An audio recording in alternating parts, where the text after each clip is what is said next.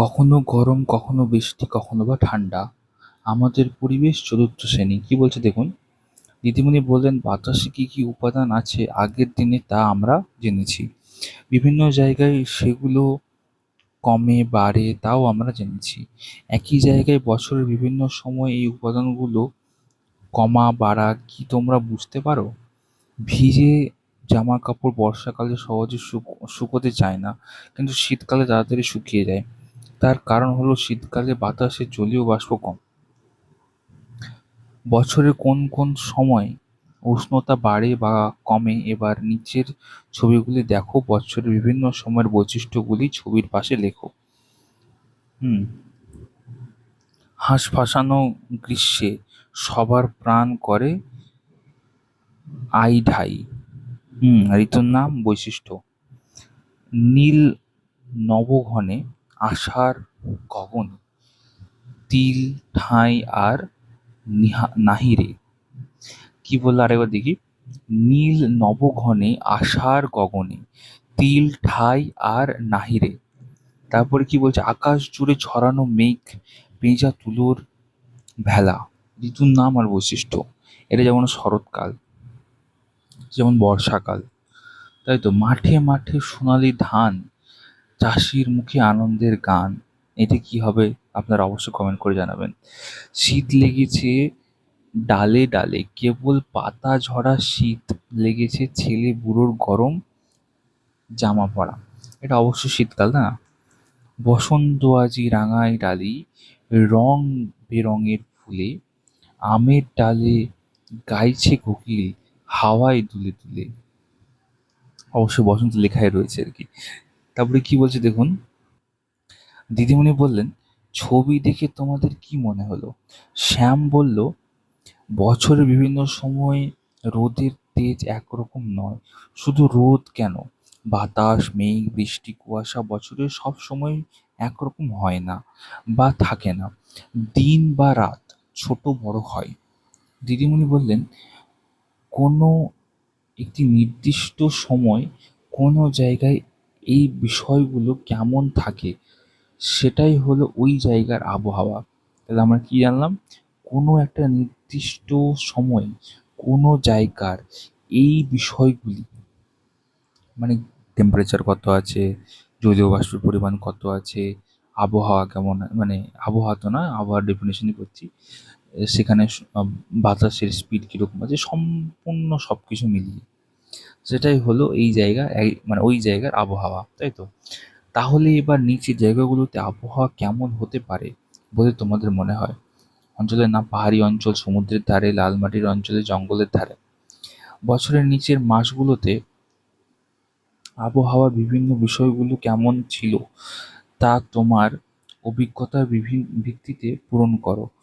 দরকারে বন্ধু বা শিক্ষক শিক্ষিকার সাহায্য নাও। মাস, আবহাওয়ার বিভিন্ন বৈশিষ্ট্য: বৈশাখ, জ্যৈষ্ঠ, আষাঢ়, শ্রাবণ, ভাদ্র, আশ্বিন। এইটা নিয়ে কিন্তু সুন্দর একটা ডেমো দেওয়া যেতে পারে। ঠিক আছে। তারপরে দেখুন কি বলছে। বলছে, ওপরের তালিকাটি ভালো করে দেখো, এর থেকে এমন বিষয় লেখো যেগুলো বদলালে আবহাওয়া বদলায়। হ্যাঁ, বাতাসে জলীয় বাষ্পের পরিমাণ, তাপমাত্রা। হ্যাঁ, আরেকটা আপনারা অবশ্যই আমাকে কমেন্ট করে জানাবেন। ঠিক আছে। এবার তোমরা নিচের ছবিগুলোতে নানা রং ও আকারের মেঘ দেখো, তারপর শিক্ষক শিক্ষিকার সাহায্য নিয়ে নিচে লেখো। এটা যেমন গরমকাল, এটা যেমন বর্ষাকালের মেঘ, তাই তো। এটা শরৎকালের মেঘ ও শীতকালের মেঘ। মেঘের রং কেমন, বছরে কোন সময়ের মেঘ, এগুলো ফিল আপ করতে হবে। কত রকম ফুল, কত রকম উৎসব। দিদিমণি বললেন, এই আবহাওয়ার জন্য চারিদিকে কতই না ঘটনা ঘটছে। তোমরা কি তার কয়েকটা বলতে পারো? আমিনুল বলল, আমাদের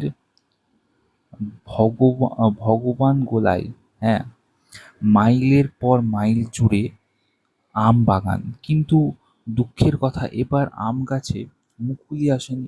গত বছর তো শিলাবৃষ্টি হয়ে ছোট আমগুলো নষ্ট হয়ে গেছিল। একবার মাঠের সর্ষে নষ্ট হলো। হুম সজনে গাছে ফুল ফুটতে দেরি হয়, ধান গাছে গাছে পোকা লাগে। হ্যাঁ, বুধনের বীজতলার ধানের চারা এবছর মাঠে রোয়ার আগে হলুদ হয়ে গেছে। অনেক দিন ধরে বৃষ্টির কোনো দেখা নেই। এত গরম পড়ছে যে পুকুরের জলও শুকিয়ে গেছে। তারপর কি আছে দেখুন, মিনতিদের কাঁচা বাড়ি হুম সেদিনের ঝড়ে মাটিতে পড়ে গেছে। আরো কত দোকানপাটের চাল উড়ে গেছে।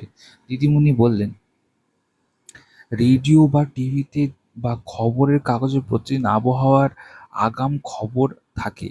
এবার থেকে তোমরা রোজ তা শুনবে ও পড়বে। তারপর প্রতিদিন ক্লাসে এসে একজন করে আবহাওয়ার এই খবর বলবে। এতে আগে থেকে অনেক ক্ষয়ক্ষতি কমানো যাবে।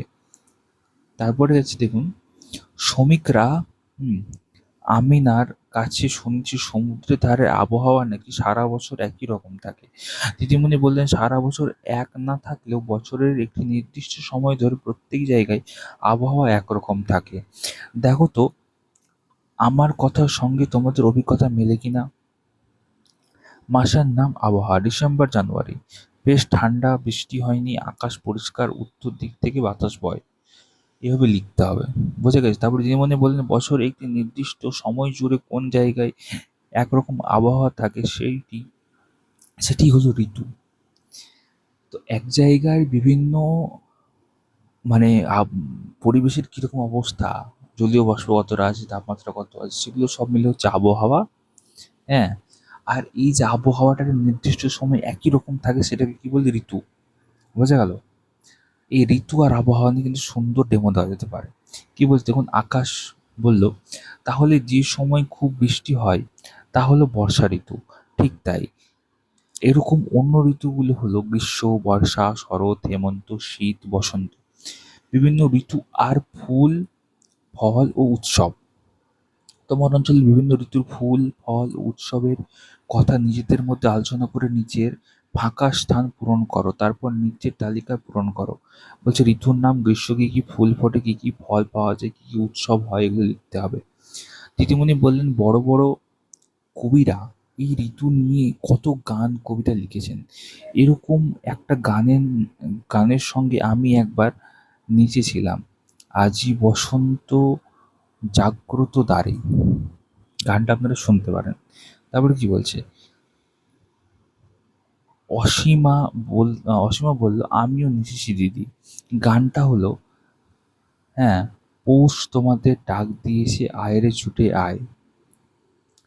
হ্যাঁ, নঙ্গম বলল, আমি একটা ঋতুর কবিতা আবৃত্তি করে শোনাতেও পারি। হ্যাঁ, এসেছে শরৎ হিমের পরশ। যাই হোক, তারপরে কি বলছে, তোমরা এবার ঋতু নিয়ে লেখা গান বড়দের ও শিক্ষক শিক্ষিকাদের সাহায্য নিয়ে সংগ্রহ করে ও বিভিন্ন ঋতুতে এগুলো গাওয়ার চেষ্টা করো। যাই হোক,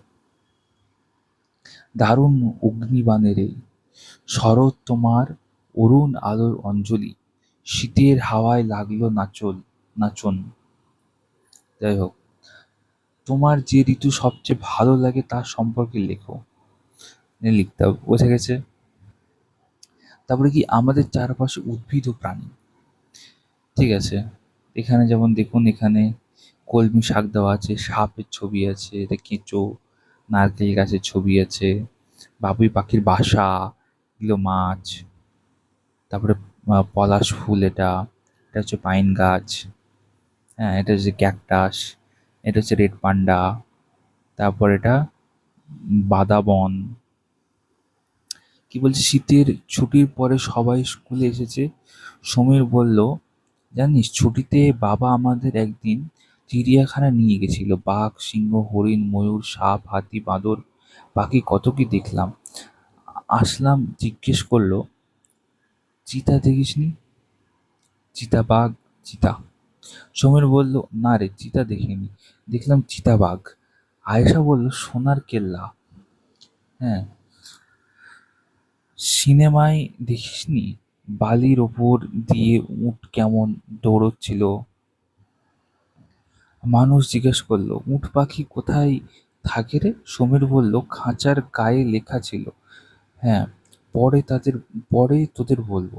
অ্যালিস জিজ্ঞাসা করলো, সাপ তো গর্তে থাকে, আমি দেখি চিড়িয়াখানায় সাপ কোথায় দেখলি? সমীর বলল, একটা ঘরের মধ্যে খোপ করা ছিল, খোপের সামনে হ্যাঁ দেখার জন্য কাঁচ দেওয়া ছিল। বৈশাখী বলল, বাঘ সিংহ তো আসলে জঙ্গলে থাকে, চিড়িয়াখানায় না হয় খাঁচায় থাকে। হ্যাঁ, আসলামের মনে প্রশ্ন, আচ্ছা, একই বনে বাঘ সিংহ সবাই কি একসঙ্গে থাকে? স্যার কি চিতাবাঘ চিতা জিজ্ঞেস আহ, করতে হবে। চিতাবাঘ কি, চিতা কি? হ্যাঁ, না, এটা স্যারকে জিজ্ঞেস করতে। এখানে চিতাবাঘ আর চিতার গায়ের চামড়ার ছবি দেওয়া রয়েছে, ছোপ ছোপ করা। তারপরে কি হয়েছে, ক্লাসে আসলাম স্যারকে প্রশ্নটা জিজ্ঞেস করলো। স্যার বললেন, দাঁড়াও, আগে তোমাদের কয়েকটা ছবি দেখাই।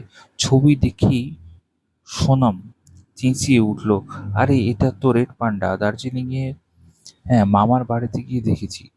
হ্যাঁ, তারপরে আরেকটা ছবি দেখে সমীর বলল, এ তো বাবুই পাখির বাসা। হ্যাঁ, জলিল চাচার বাড়ির হ্যাঁ তাল গাছগুলোতে তো এরকম কত ঝুলে আছে। বৈশাখী বলল, আর এটা তো হ্যাঁ কলমি শাক, আমাদের পুকুরের ধারেই তো কত হয়ে আছে। স্যার জিজ্ঞেস করলো, আসলামের প্রশ্নের উত্তর কি হবে বলো তো এবার। হ্যাঁ, সোনাম বলল, বিভিন্ন প্রাণী আর উদ্ভিদের থাকার জায়গা আলাদা আলাদা। কেউ থাকে জঙ্গলে, কেউ বা আবার জলে, কেউ আবার গর্ত খুঁড়ে তার ভেতরে থাকে। স্যার বললেন, আমাদের দেশে বাঘ আর সিংহ থাকে আলাদা আলাদা জঙ্গলে। একসময় মধ্যপ্রদেশের জঙ্গলে সিংহ আর চিতা একসঙ্গে থাকতো। মানুষের অত্যাচারে ওই জঙ্গল থেকে ওরা একদিন হারিয়ে গেল। এখন ওদের ভারতের কোথাও আহ, দেখা যায়, বলতে পারবে কি? আয়েশা জিজ্ঞেস করলো, চিতা মানে তাহলে চিতাবাঘ নয়? না, ঠিক তেমন শালিক আর ময়না এক নয়। হ্যাঁ, তোমরা এবার আগের ছবিগুলো ভালো করে দেখো আর ছবির উদ্ভিদ আর প্রাণীদের নাম লেখো। হ্যাঁ, চিনতে পারলে তাদের থাকার জায়গাগুলো লিখে ফেলো। যাই হোক, এখানে ছক করে দেওয়া রয়েছে, এগুলো লিখতে হবে। যাই হোক, কোথায় থাকে তারা। তো এটা আমরা নেক্সট ভিডিওতে স্টার্ট করব। আশা করবো আপনাদের এই ভিডিওটা ভালো লেগেছে। আজকে আমরা কমপ্লিট করলাম 161 পেজ অব্দি। নেক্সট ভিডিওতে এখান থেকে স্টার্ট হবে। ভিডিওটা ভালো লাগলে অবশ্যই লাইক করে চ্যানেলটা সাবস্ক্রাইব করবেন। অনেকগুলো ভিডিও অলরেডি দেওয়া রয়েছে চ্যানেলে, সেগুলো আপনারা দেখতে পারেন। অনেকগুলো আপডেট রিলেটেড ভিডিও এখানে দেওয়া হয়, অনেকগুলো ডেমোও দেওয়া রয়েছে, বিভিন্ন বই নিয়ে ডিসকাশন অলরেডি অনেকগুলো দেওয়া রয়েছে, সেগুলো আপনারা দেখতে পারেন। প্লেলিস্ট সেকশনে বা ডেসক্রিপশনে লিঙ্ক দেওয়া রয়েছে, সেখান থেকেও আপনারা দেখতে পারেন। ভিডিওটা এখান অবধি দেখার জন্য অসংখ্য ধন্যবাদ। দেখা হচ্ছে নেক্সট ভিডিওতে। All the best.